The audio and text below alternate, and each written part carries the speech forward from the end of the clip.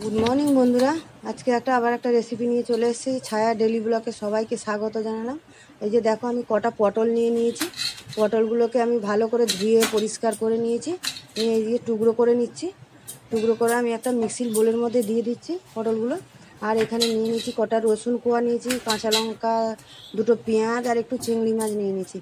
দেখতে থাকো আমি রেসিপিটা কী করে করছি প্রথম থেকে শেষ অবধি, দেখার জন্য তোমাদের কাছে অনুরোধ থাকলো আমার। এই যে দেখো, আমি টুকরো করে সব পটলগুলো দিয়ে দিয়েছি। দিয়ে আর এই যে কটা কাঁচা লঙ্কা আর কটা রসুন দিয়ে দিচ্ছি। দিয়ে এই কটা চিংড়ি মাছও দিয়ে দিচ্ছি, দিয়ে আমি একসাথে পেস্ট করে নেব।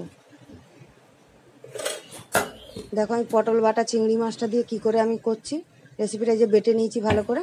তাহলে চলো কড়াটা বসাই। এই যে কড়া বসিয়ে দিয়েছি, এদিকে কড়াতে তেল দিয়ে দিচ্ছি।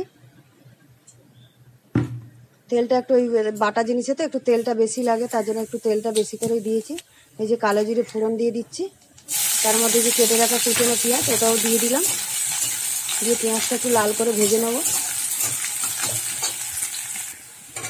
আমি কিন্তু এতে শুকনো লঙ্কা দেইনি, কেন হচ্ছে যে আমি কাঁচা লঙ্কাটাই দিয়েছি, যা গরম, তার জন্য শুকনো লঙ্কা, তোমরা চাইলে শুকনো লঙ্কাও দিতে পারো।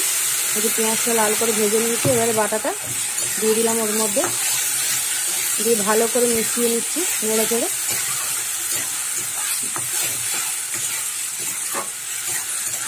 দেখো ভালো করে আমি মিশিয়ে নিয়েছি। এবারে দেখো, আমি মশলা কিছুই দেবো না, খালি নুন হলুদ দেবো। এই যে হলুদ দিয়ে দিচ্ছি,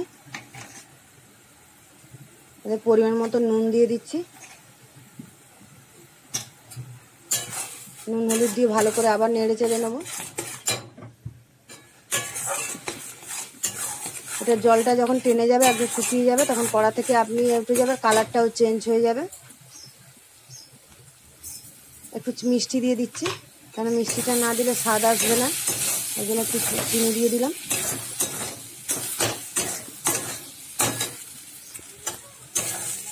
এই দেখো কড়া থেকে উঠে যাচ্ছে, কালারটাও চেঞ্জ হয়ে গেছে, একদম শুকনো শুকনো করে নিচ্ছি। দেখো রেডি আমার পটল বাটা চিংড়ি মাছ।